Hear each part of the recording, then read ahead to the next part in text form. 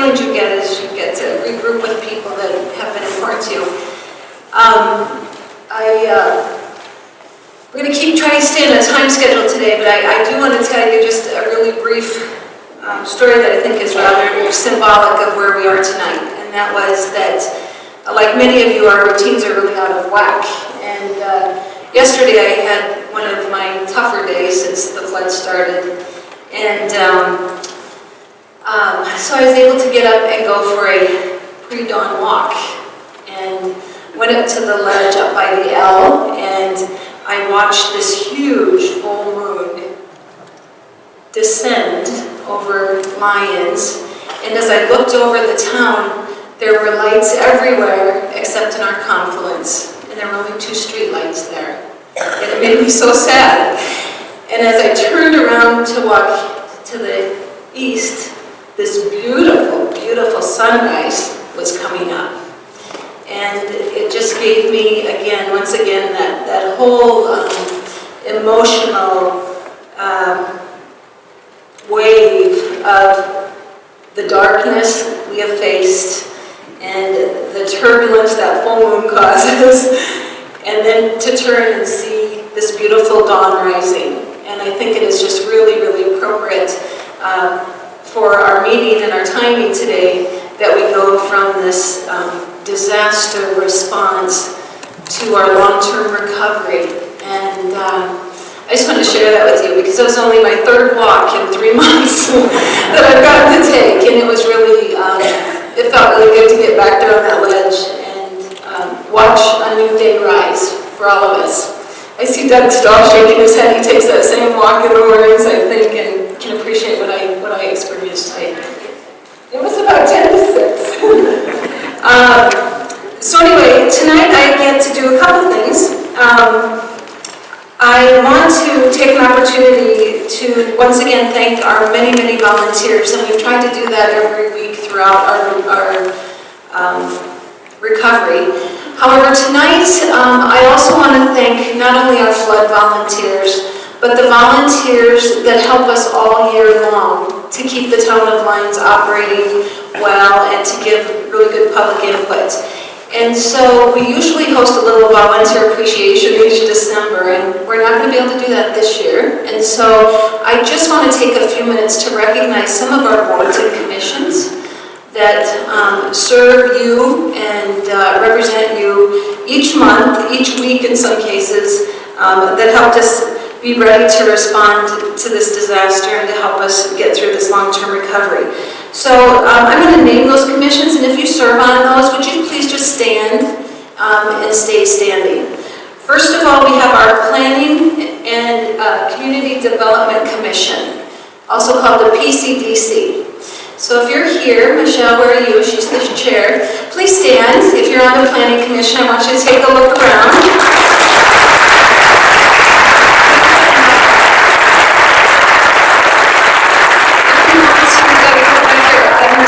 If you want to hold your applause, because there are several of these commissions. We have Parks, Recreation, and Culture boards and commission. We've got several members here tonight. Please look around again, see who's representing your interests in those areas. The Sustainable Futures Commission. It's a very active group. Okay, thank you. We have the Library Advisory Board, and this year there was also a Library Steering Committee. You'll stand if you helped work on our library efforts this year. The Ecology Board, also called Trees, Weeds, and Landscaping. We have the Board of Adjustments. We have the Economic Development Commission, also known as the EDC. Several people here tonight. The Utilities and Engineering Board, which has had a very critical role over the last few months, and the Lyons Arts and Humanities Commission. So, if you would please give these folks a round of applause.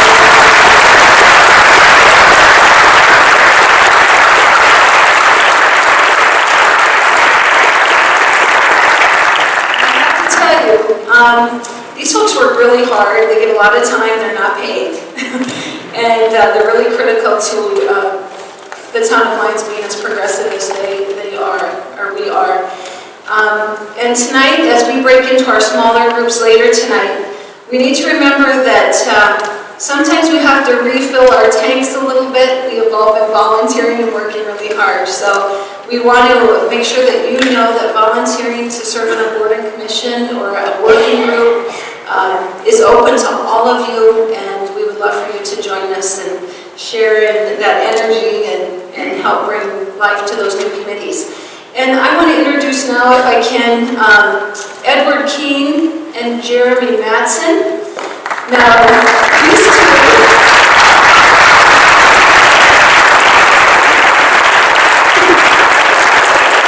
are the coordinators of our volunteers, extraordinaires. These two are the gentlemen that have been coordinating all of the volunteer time, donations, cleaning, crews, everything since the beginning of the flood. And so they were both financed actually by grants through Foothills United Way and the Lyons Community Foundation. They have just worked tirelessly, you guys, to make sure we have volunteers. Every time we turn around and need something, they're there to find someone who wants to fill that spot. So I'm going to give them a few minutes to tout the people that have been helping them make this such a successful response phase, and want to thank them personally for all they've done to just be great to work with and help us in our work.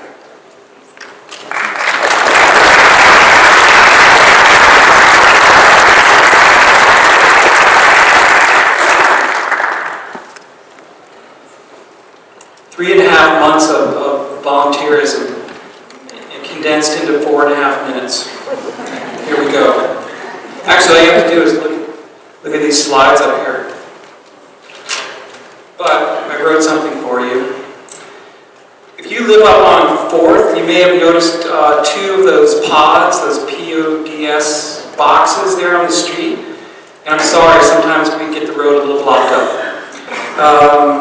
Or perhaps you've noticed folks wandering around town like this past week or even today with wheelbarrows and shovels in the confluence area and up Apple Valley Road. If you look really carefully, you can see them in Pinewood Springs, Big Elk Meadows, and other places as well, but you have to really look there, I guess. The volunteer thing is not done at all, and it's not even winding down. It's become less massive and less obvious, but it's become incredibly more highly skilled. I call it Lyons Organized Volunteers, or, wait, let me get at this. Love. Right now, what are we doing now? We have approximately 30 Mennonite and Amish carpenter, drywaller, electricians here. We've got 1 skid steer loader, 1 mini excavator, one of the biggest front end loaders you can get, the amazing cavalry relief mold mitigation team, hundreds of front range area volunteers on Wednesdays and Saturdays. And how do you do that? How's that done?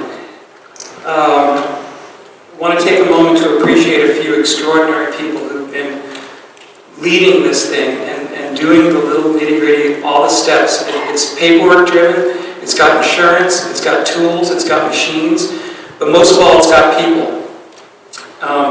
Let's hold the appreciation part till I read off a whole bunch of names, and then we'll appreciate them. Taj Haynes, Betsy Rogers, Joanne Barnard, please stand up. Rebecca Lozan, John Collins, Connie McGuire, Jim Kerr, Barney Drystad, saw you, Barney, stand up. Chris Coe, see you over there, Chris. Abe Bergen, Susan Bingle, Laura Levy, Bob Gilson, Steve Lang, Charlie Crouch, Monica McGuckin, Crystal Jakowski, Lisa Panwell, Jim Panwell, Reed Farr, Ron McGuckin, John Holloway. If you guys are here, please stand up.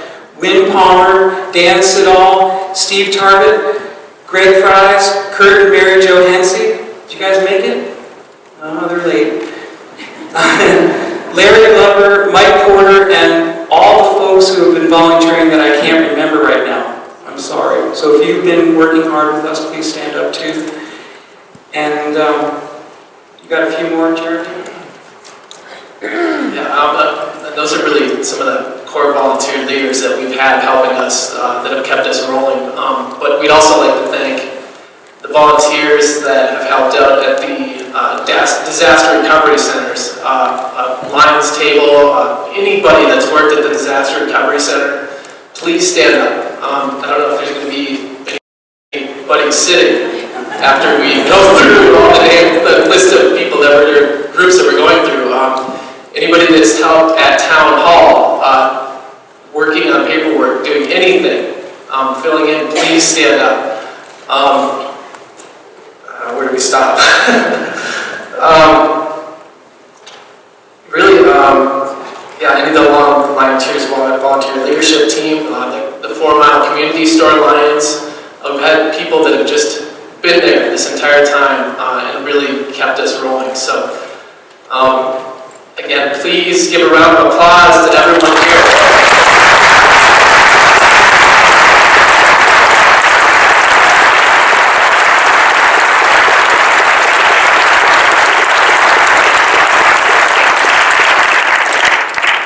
There's some numbers I'd like to share with you.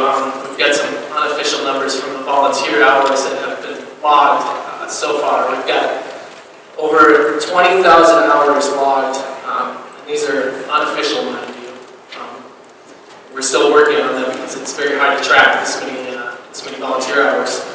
Over 20,000 hours, valued at over $300,000 towards our FEMA match. Nice.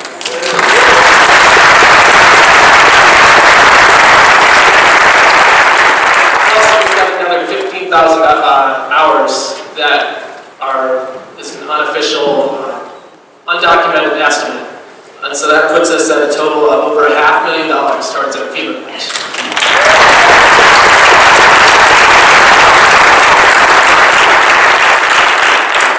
So like I said, with that, these are the people that have kept us rolling so far. Without the volunteers, there's no way we would be able to do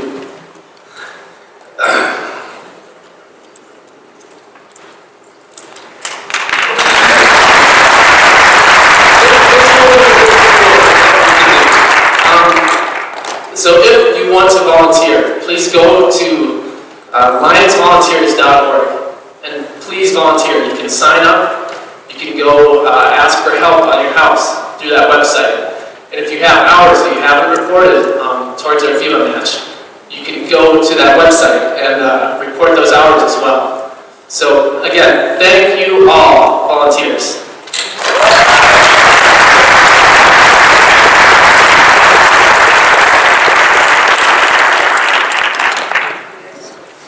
I want to take just a few minutes before we head into recovery to just kind of recap quickly where we've been and the successes we've had to date, and kind of move into the transition phase. And I want to give you some statistics first. You may or may not have heard these, but this kind of goes, because there's been lots of stories out there. But I can tell you that since September 11, we have had the evacuation and temporary housing of an entire community. 2,000 plus residents with 1 loss of life. We've had 211 residences damaged, including 43 mobile homes and 178 houses. 20% of our housing stock was impacted by this flood. Floodwaters went from 1,000 cubic feet per second from a normal spring runoff to nearly 20,000 cubic feet per second. You'll see some maps out in the hallway that show the 100-year floodplain, the 500-year floodplain, and the areas where it exceeded the 500-year floodplain. This is hopefully an incident that will only happen once in our lifetime. But there's no guarantees for that. So we plan forward. We plan that it will happen again. of our business community was closed due to lack of utilities. Critical infrastructure, parks, the stream channel, and numerous buildings were completely destroyed. At least 2 local businesses have been lost permanently. The damage estimates for our community remain nearly $50 million, and the town does not have our 12.5% match that's required. So that's the doom and gloom. Sounds kind of heavy. But what I can tell you is that in just 12, 13 now weeks, we have come so far. And they said, can you mention a few of the successes? And I started writing them, and I have 2 pages of successes that we've accomplished in September. And one of the things I promised you 13 weeks ago was that we would get everybody home for the holidays, whichever holiday that pertained to you. For some of you that meant Halloween, for some that was Thanksgiving, and for some now it will mean Christmas. So I'm happy to say and give you a brief infrastructure update that the water is in the lines now through Apple Valley. They are connected to the water tank, and they are starting to fill those, and they will chlorinate those starting tomorrow. So we hope to have Apple Valley, the 33 people along that stretch, having water before Christmas. Yay.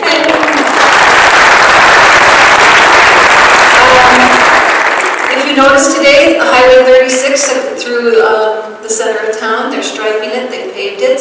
I hope to see that open here before Christmas, as well as I'm being told McConnell Road will be open next Monday.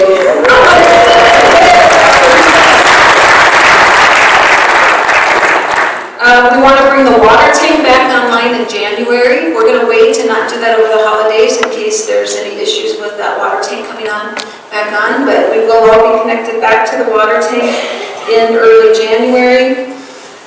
We were thrilled that all the temporary lines that are above ground held through the very intense cold weather we had. Businesses are open, the highways are back open, school is back in Lyons, we're back at Town Hall.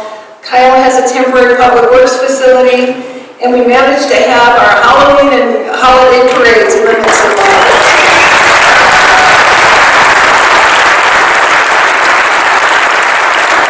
I want to mention to you real quickly too, a few things that have really been supportive for our community. Those who are still getting individual assistance, I heard that they just awarded their 4th extension, which means the 4th month. They're entering their 4th month of getting rental assistance. That is expected to continue for those folks until we have some more permanent housing for those in the confluence area. FEMA, the state, Boulder County, and our other local governments continue to support Lyons fully. We have been submitting these project worksheets that are required through FEMA to start the cash flowing back in to town so that we can continue our recovery work. The National Conservation Resource Services has been funded to the tune of $11 million to help provide technical assistance, and Lyons is the recipient of that. We are going to be getting they're going to be helping us write a request for proposals for a master plan for our streams to get put back into shape. You may have heard that there is funding through the Community Development Block Grant Program in the tune of $63 million for the 3 counties hardest hit. The state is also going to be providing Lyons with a recovery manager and an assistant to the administrator for 2 years. We had successfully entered into intergovernmental agreements with Boulder County and the City of Longmont for debris removal, administrative support, and our critical water issues that we had. The state has also approved, and for those who haven't heard this, both a very low interest loan at 2% as well as grants to get our new wastewater treatment plant going And that should start anytime. So starting after the first of the year, we'll be working on a brand new wastewater treatment plant, similar to where it is now, just located a little further to the east. So that's up and going. The town received a state energy and mineral impact grant for $1 million, pure grant money for the wastewater plant. We've experienced a tremendous partnership with the Department of Local Affairs and the National Flood Insurance Program. Walnut Community Foundation granted $15,000 for library repairs and $57,000 to help us with the removal of mobile homes. United Way has given $45,000 for volunteer coordination. We received $25,000 from the Colorado Water Conservancy Board for restoration of the Lyons ditch that runs through town. We maybe never had thought that had anything to do with you, but that's what waters all of our parkland. So it's really important to get that back up and going. The Colorado Home and Garden Show, $15,000 toward the restoration of our landscape. CU is going to provide technical assistance for the design of a new public works facility and a new landscaping for the front of the town hall yard for us.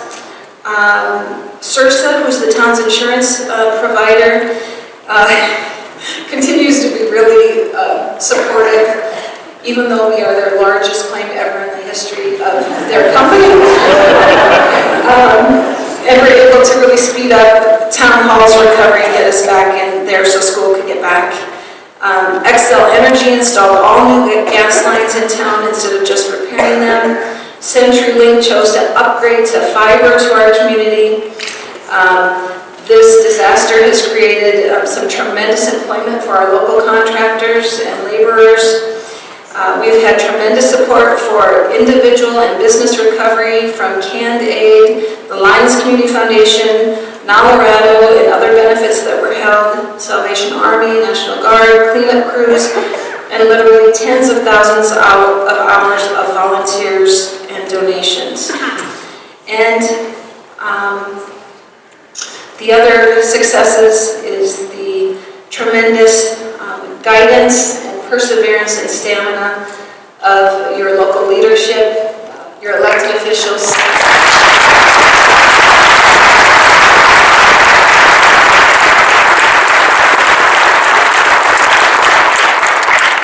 And I hear this from every group of people that come into Lyons to help us.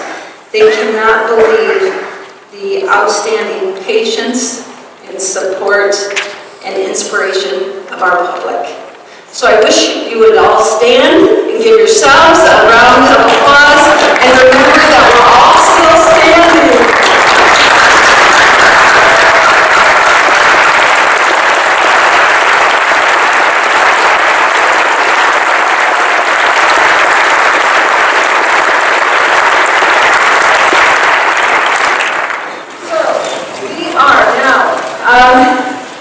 We're going to try to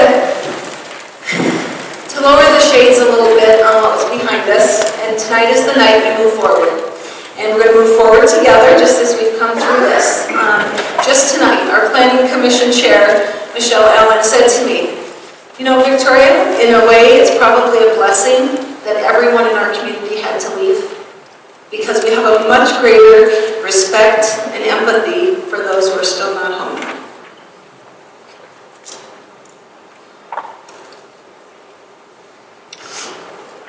So thank you, Michelle. It's good to remember those things now and then. So tonight, we are going to transition from our temporary work into our permanent work. And I need to make you aware of just a couple of funding opportunities that are coming up. And they asked me to share with you that there's some federal programs that if the town of Lyons wants to be involved and take advantage of those and get as much funding as we can, we're going to have to act very swiftly. And tonight you're going to hear about some of those time frames. Important to remember that the FEMA funds are reimbursement. So we have to spend the money up front and then they reimburse us. So it's important we are able to focus on getting those project worksheets in return so we can get cash flow going. There's something called 404 Hazard Mitigation Program grant funds that are going to be made available to our community to help with mitigating future flood loss. And those applications are going to be due March 15th, and then there'll be a second wave August 15th. We'd love to be in the first wave of that if possible. So we are going to need all of you to help us with this recovery planning tonight so we can get a plan in place and submit it to hopefully access those funds. There's also the CDBG, Community Development Block Grant. Those applications for first round are going to be due by February 1st. So we're going to have 1 month to get that put together.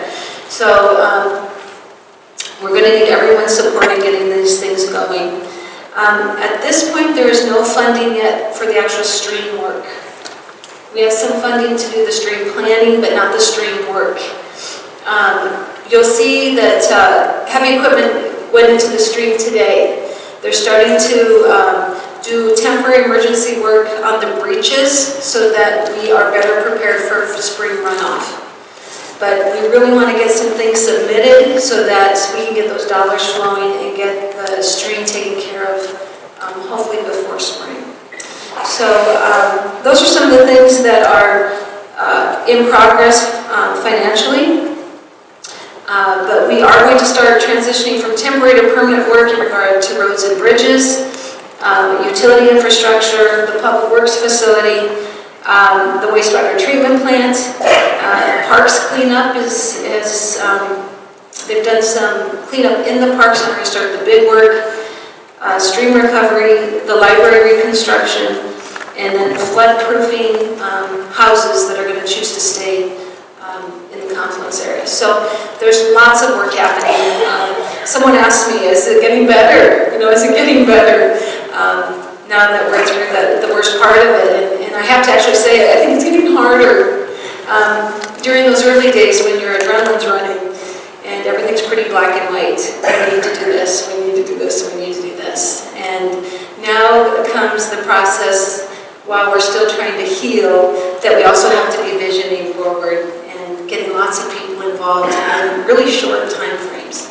So to make it easier on all of us and to help us come up with a really great plan, we hope that tonight that you will join us as we go into our breakout groups, and we're going to tell you about those next.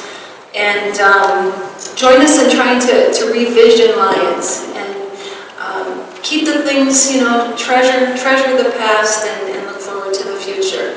And so I again want to thank all of you for being such a tremendous community to live in and work for.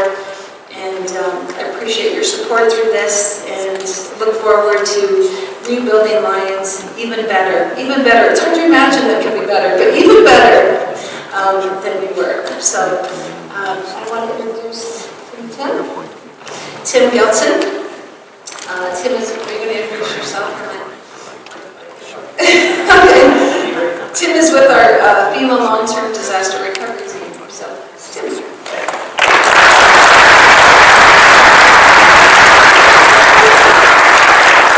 Good evening, Lyons.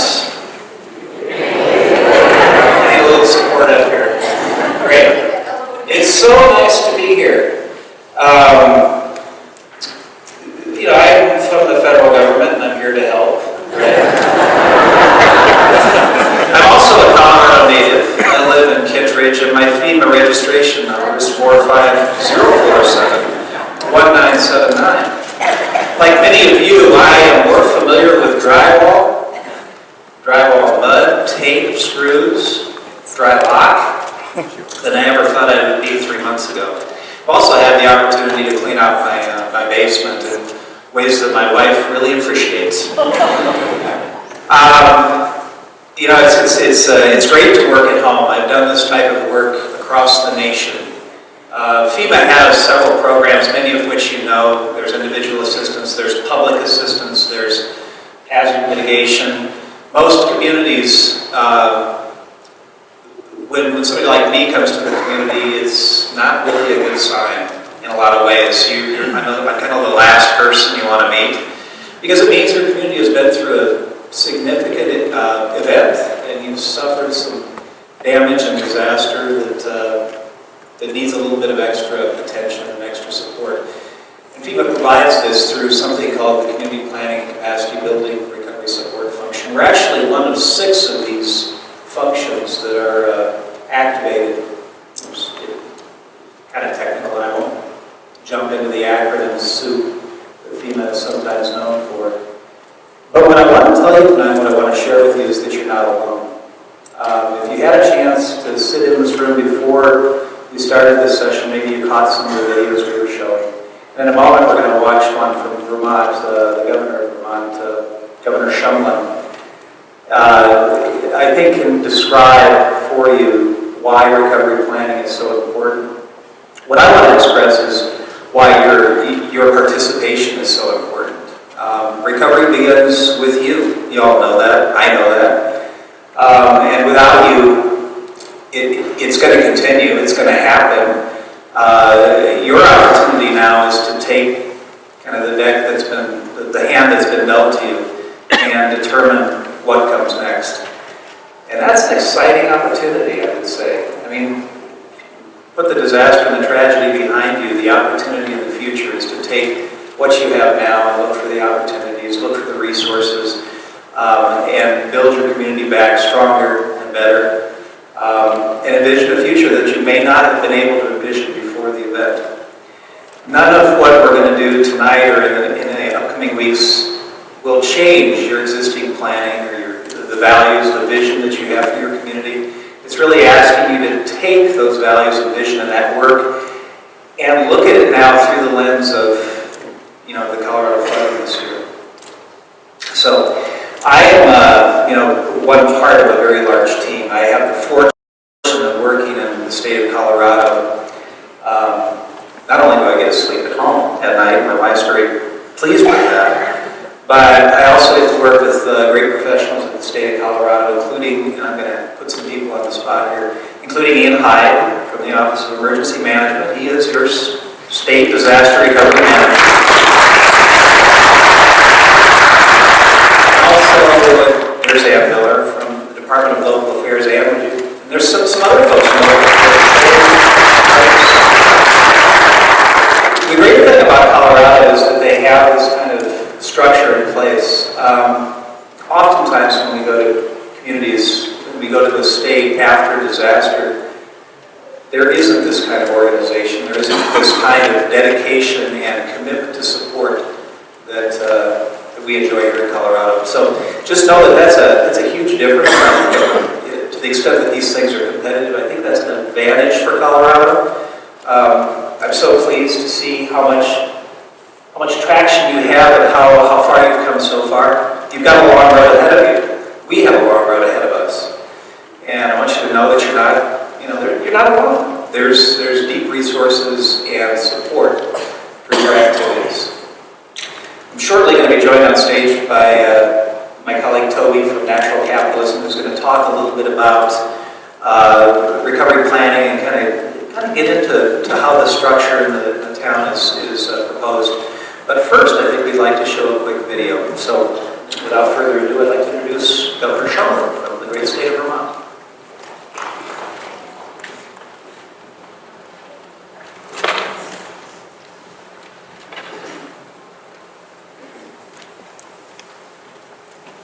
Well, the President of the United States called me, President Obama, literally hours after the storm.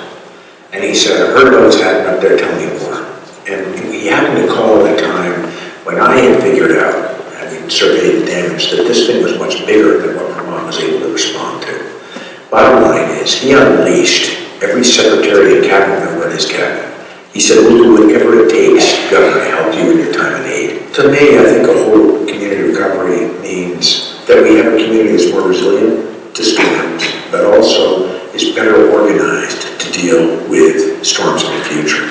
Well, the long-term recovery conversations and community efforts, really an example where FEMA has the experience to come in and say to a state like Vermont, "Hey, this has worked in the past, and we think it could be applied to Vermont by your community-based local government volunteers that want to keep the rebuilding happening."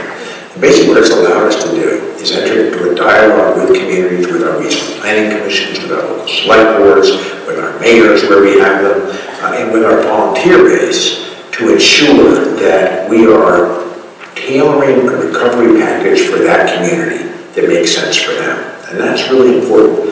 And I think the partnership with FEMA and the federal government has allowed us to use the resources that we so badly needed from the federal government, dollars that Vermont just doesn't have, and spend them in a way that will enable us to be smarter about building infrastructure that doesn't just get wiped out every time we get a major storm. The way we're doing that is not by going into local communities and saying, hey, we're here from the government and we've got all the answers and you do what we say. Instead, we put together, with FEMA's help, partnerships where we're going into communities and asking these questions. How do we continue the spirit of cooperation between federal government, state government, local community government, and volunteers that will allow communities to have the resources that they need to rebuild smarter, better, and more prepared for the future? All recovery is local. If you try to dictate it, it won't work. We've learned that over the years, and I think it's a partnership that's really going to be very successful.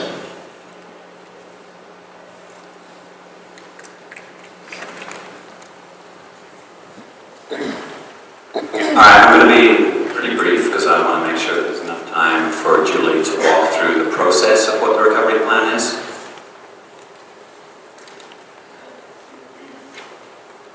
Let me share the visuals. I think the point of we're not alone is incredibly important. There are a lot of communities that have been through disasters and have come out the other side stronger because of it. And there's lots of examples that were playing in the videos that were showing earlier.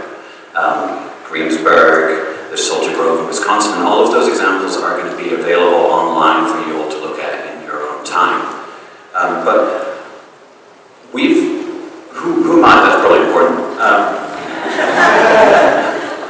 My name is Toby Russell. I am the CEO of Natural Capitalism Solutions. Natural Capitalism Solutions is a non-profit based in hygiene that does sustainability consulting. We won the contract with the town to create the sustainability plan before the flood, and now we're involved ensuring that sustainability is at the table as we're going through the recovery process.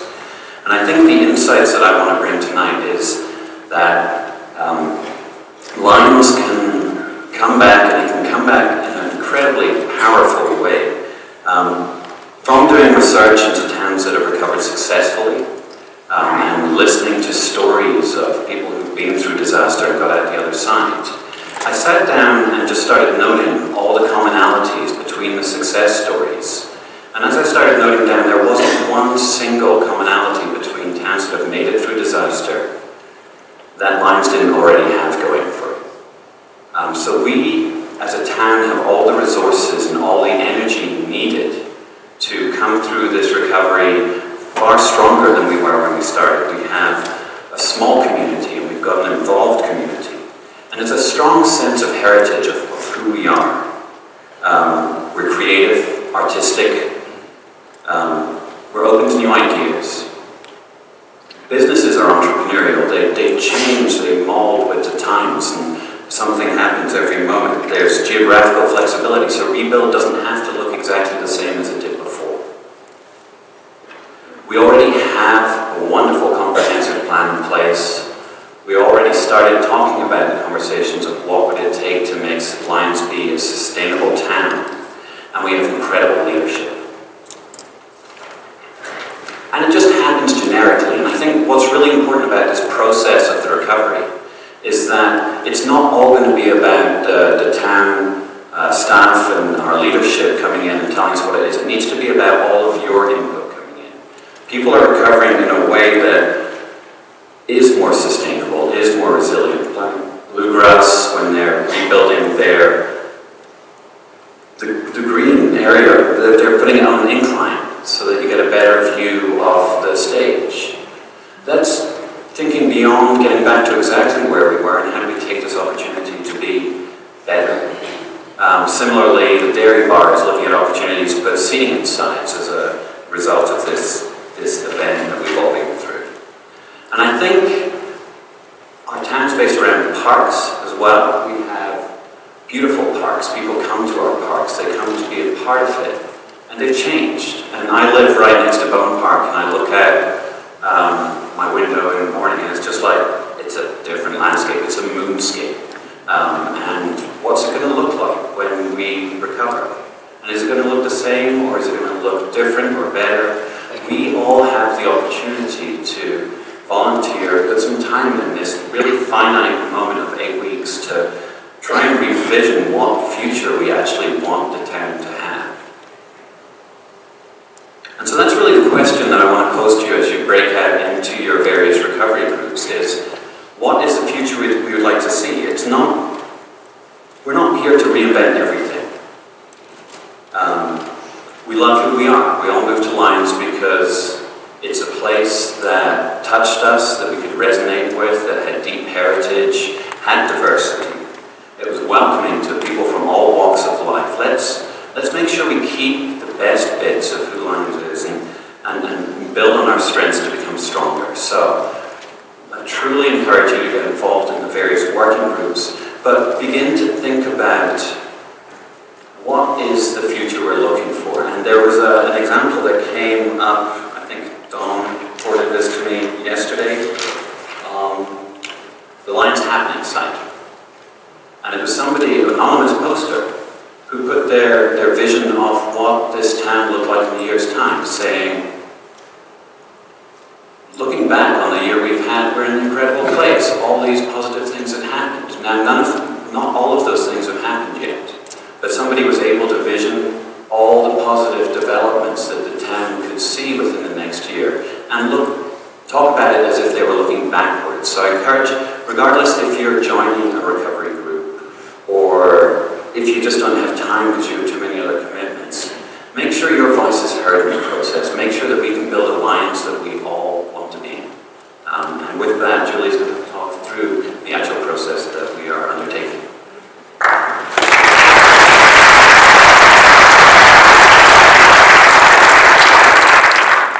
Okay, so as Toby said, I'm going to walk us quickly through the overview of the process that we're going to be following for the recovery plan. As mentioned, this is community-driven. That means it doesn't come from a small set of planners sitting in an office dreaming up what is important for Lyons. It comes from all of us. It doesn't come from a single board and commission. It comes from the whole community. This is our chance to get that buy-in. Why is that important? Because we have to have a certain level of agreement and consensus on what we want for the future. We need a roadmap. This is not a full planning process. We're not redoing our comprehensive plan. We have a wonderful set of overarching plans, the comprehensive plan, the parks, open space and trails master plans, and those are still very valid. But this does need to be done quickly to immediately identify actions and funding opportunities. Some of those windows close pretty quickly. If we want to get our foot in the door with money, we'll need to have a plan, and we need to have that pretty quickly. This begins with identifying, this is actually a typo in this. We don't have any recovery plans yet. It begins with identifying the other plans that the community has already adopted. It doesn't happen in a vacuum. The recovery plan should test the visions and goals for suitability in recovery. Do things still fit? Do we want to do in our community? Does that still fit? The recovery will be based on the actions identified in this process. This is the vehicle for prioritizing our future. So engage now. We're going to make it hopefully short and sweet, the planning process. But this is the one plan that's going to guide us over the next 2-year recovery period. Now this recovery plan will integrate with pre-flood programs. In other words, we're going to kind of balance what we were already planning on doing. Probably can't do everything we were already planning on doing and all the things we now need to do. There's only so many of us, there's only so many hours in the day, so we're going to have to go through and kind of prioritize and be selective. I mentioned some of these overarching plans, and one of them is the comprehensive plan that sets the vision for Lyons. It was done in 2010, and sets our broad goals. It's probably hard to read, and I'm not going to go through each of the bullets, but just to give you an example, in housing, the main goal is to recognize and accommodate the housing needs of a diverse population. That's more relevant than ever. Town services, to provide adequate, safe, and efficient public services and utilities in a manner that supports the community's goals. I think we've all had an intimate experience with not having those utilities that we always take for granted. So I think there'll be more attention to making sure they're resilient against future shocks. Economic development, our businesses have been strongly hit by this. Our community goal is to create an environment in which local businesses can prosper and to leverage the town's history, natural setting, unique retailers, and relationship with music and arts community to attract tourists. That still sounds pretty relevant to us, but the recovery plan is going to have to identify some things within that can really respond to the immediate needs of the businesses as they've been affected. We talked about putting the community into the community recovery plan. How are we going to do this? Well, tonight is the first step, and I just want to thank you all for coming. This is a great turnout to a planning meeting. Fabulous, and a round of applause to everyone. It's just encouraging. Looking at this level of interest and commitment, I know we can do this. Tonight's going to be followed up by work by recovery areas, by topic, and we'll go over those. These are the key areas that have been impacted by the flood. There'll be ongoing community meetings. We're going to condense this in January. January is kind of a slow period anyway. It's not going to be so slow this year in Lyons. But for those of you that really can't make meetings, have other commitments, we will be finding other ways of collecting citizen input, whether it's online, emails. I don't think we're planning formal surveys, we don't have much time, but rest assured there'll be a way of making your voice heard if you can't come to meetings. At the end, this recovery plan will be formally adopted by the Board of Trustees. So there is a validation moment with the leadership of town that says this is the plan that we accept to orient funding requests and priorities of boards and commissions, staff work plans, and partnerships with our local nonprofits and our state and federal agencies. So this will be the one.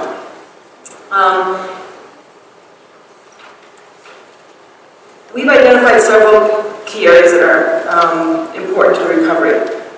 Those are infrastructure and public facilities, parks and recreation, business recovery, human services, arts, culture, and historic preservation, housing, and the stream issues. These are the ones that have really resonated in terms of where we've been impacted the most, where the most amount of work needs to be done, and where the great opportunities lie.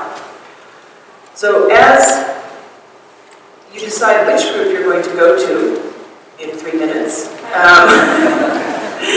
you may also participate in more than one. So you can bounce around a little or sign up for 2 groups, 3 groups, as you wish. Within these recovery groups, we've been asked, well, is that just the boards and commissions that are going to do this? And the whole point of doing an inclusive process is to really crowd in public input and get engagement broadly across the community. So just to give you an example of what a recovery group might look like, there is, that is to read, but there'll be a large space for just the public. You don't have to sign up, you don't have to join a board and committee, you have to sign up for the working group, but you don't have to join a board and commission. You can just come. Come and learn and give your input and discuss. So there's a big public citizen input component. There will be, in each of the recovery area groups, there'll be a board of trustees liaison, there'll be a town staff liaison, there will be a liaison from the Planning Commission and from the Sustainable Futures Commission. Both of those commissions are kind of transversal. They cover broad themes in our community, so they're going to be plugging into each one of those. There will be the relevant board and commission members. For example, the Economic Development Commission will obviously play a strong role inside the Economic and Business Recovery Group.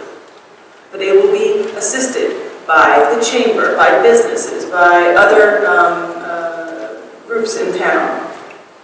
There will also be external experts, and this we were helped quite a bit by FEMA and the state. A lot of these people not only have disaster experience that is relevant to bring to these groups, but they know where the money is.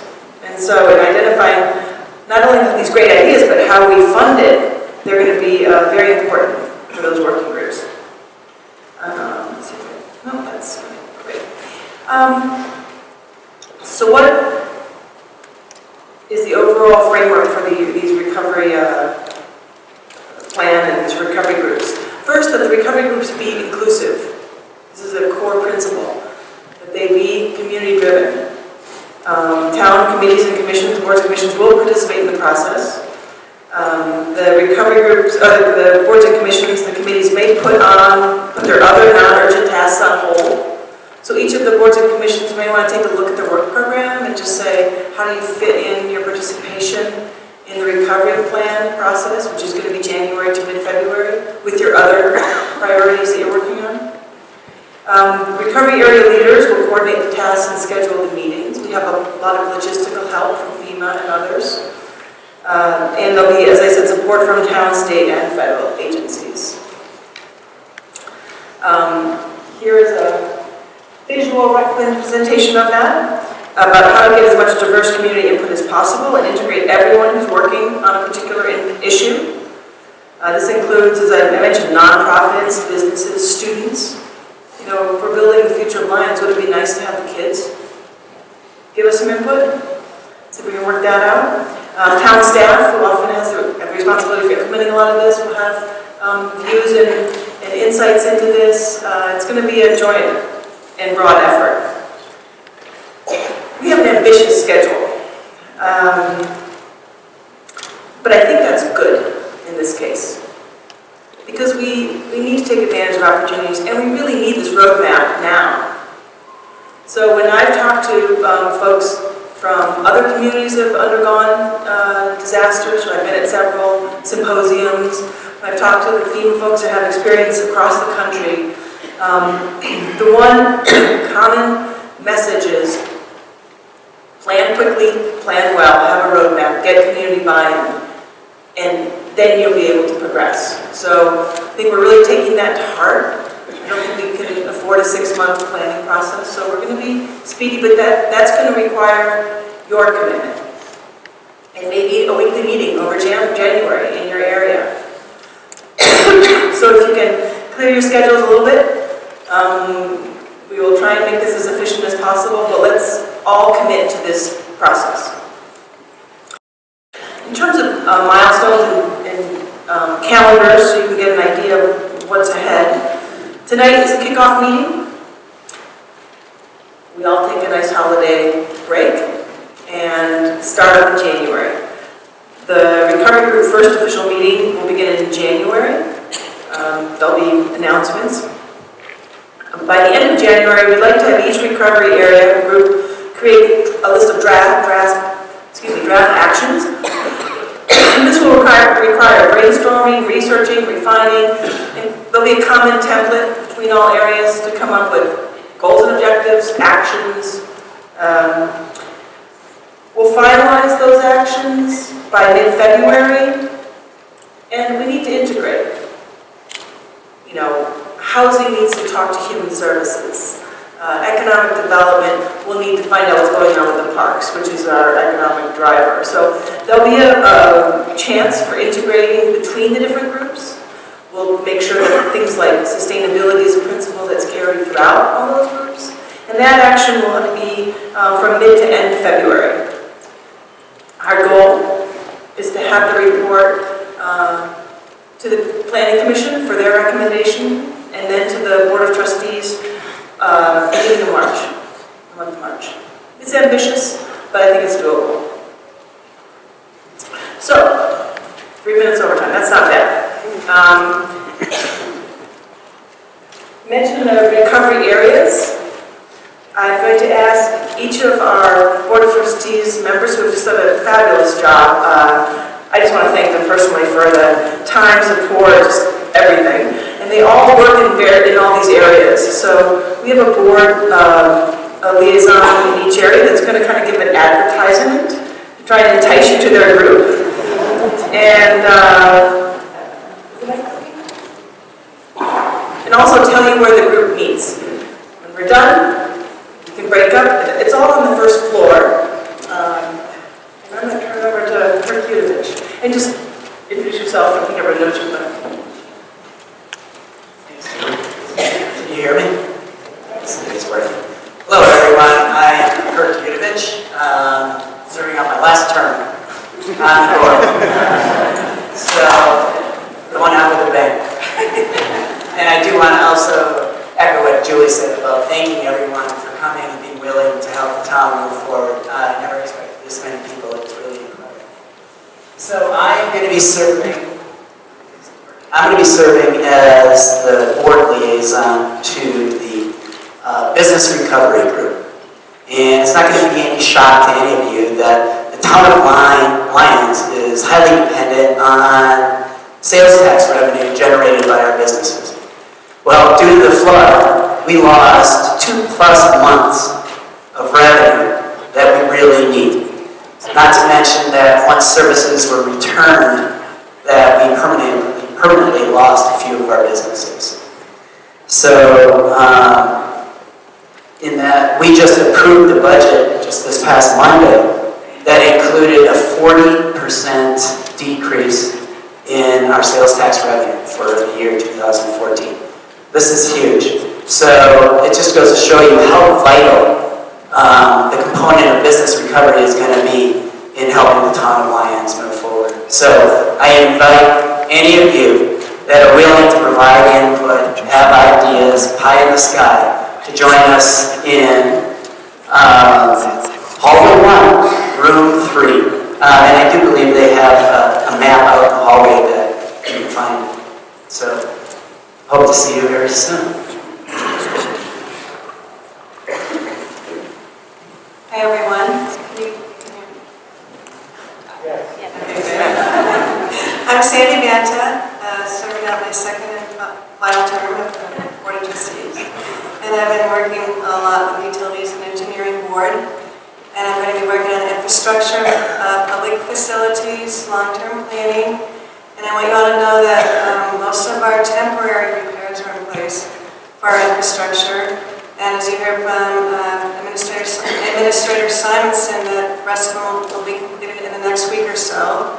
But we're just beginning to plan our permanent repairs. And we'd like all of you, and we now know how important it is to have great utilities and infrastructure in our town. So I'd like to invite you to join us in hallway 1, room 1. Hi everyone, I'm Laverne Johnson. I'm liaison for the Parks and Recreation, and I've been on that commission since 1965.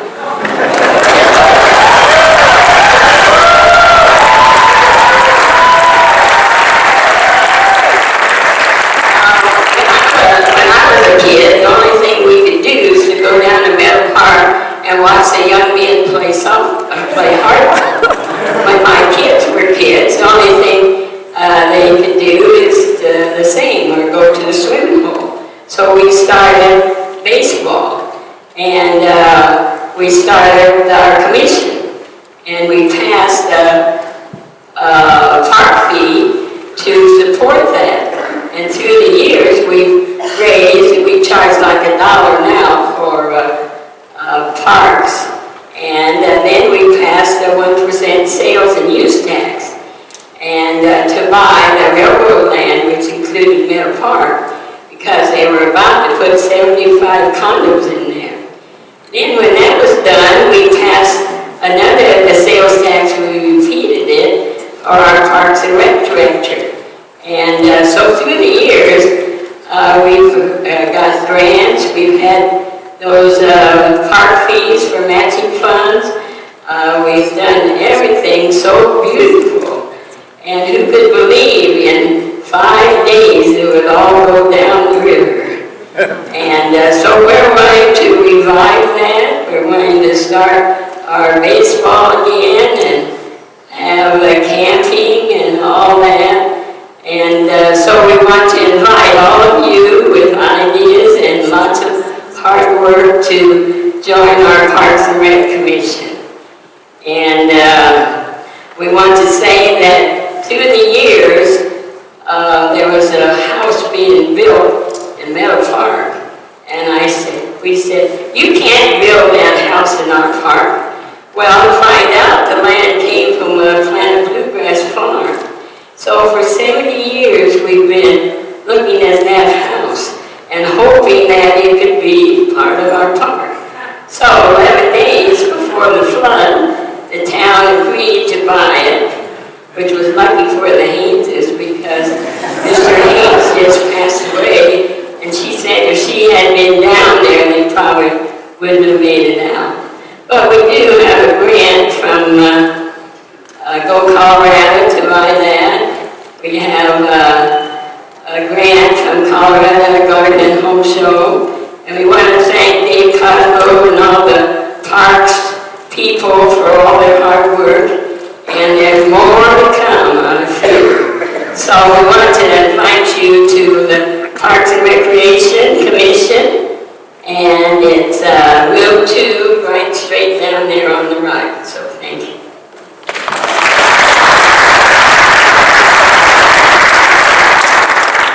Hello, I'm Dawn Weller, and I'm a board member also, and I will be working with the Arts, Culture, and Historic Preservation Committee that we're forming tonight.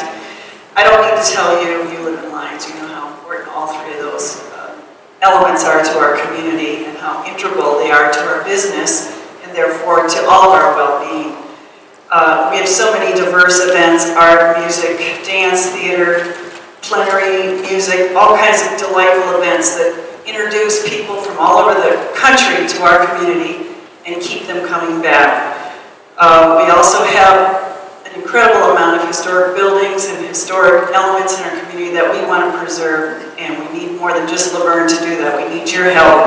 So if you'll join me in hallway 2, room 1, we'll get started tonight. Thank you.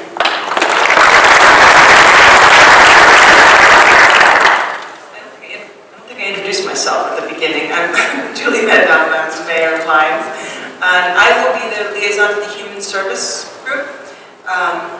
Many of our citizens were hit hard by the flood, losing homes, belongings, jobs, income, and businesses. I believe that we will be judged not by how good Lyons looks after the flood, but by how well our most vulnerable households recover.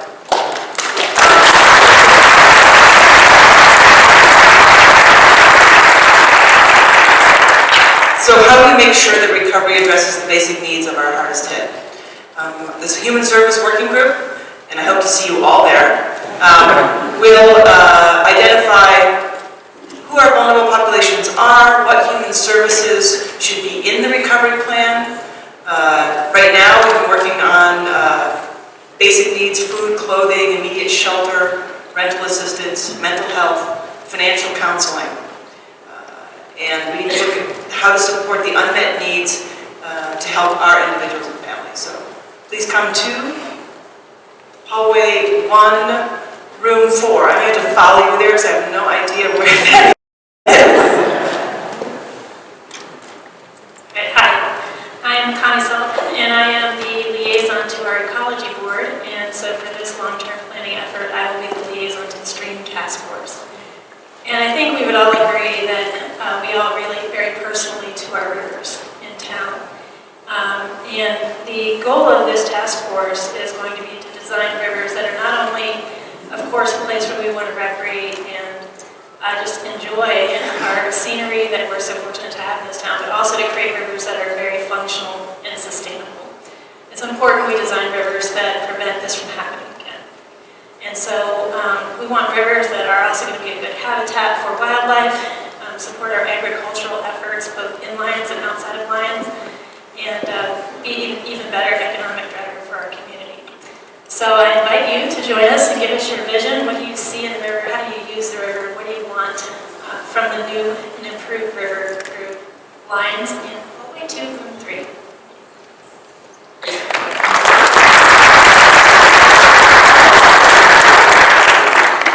Hi, I'm Dan Weaver. I'm on the Board of Trustees. I'm the liaison to the housing group tonight. You've heard a lot about housing already. Lots of our residents lived in mobile homes. Many of those have been destroyed. Many of the stick-built single-family homes have also been hit from moderate damage to substantially damaged. And we want to know what we can do to get everybody back into Lyons. People are still displaced, and we want to hear your voice. We want to hear your ideas about how to get everyone back home. So we'll be in hallway 2, room 2.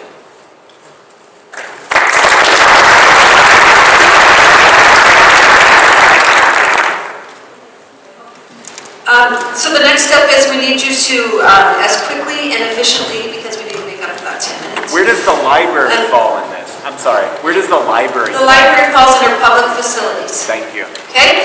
Hallway 1, am I correct? It's this direction?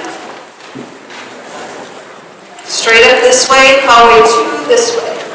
So if you could move efficiently, grab water if you need to, and so we can get started and... It's all that way. Talk to you later.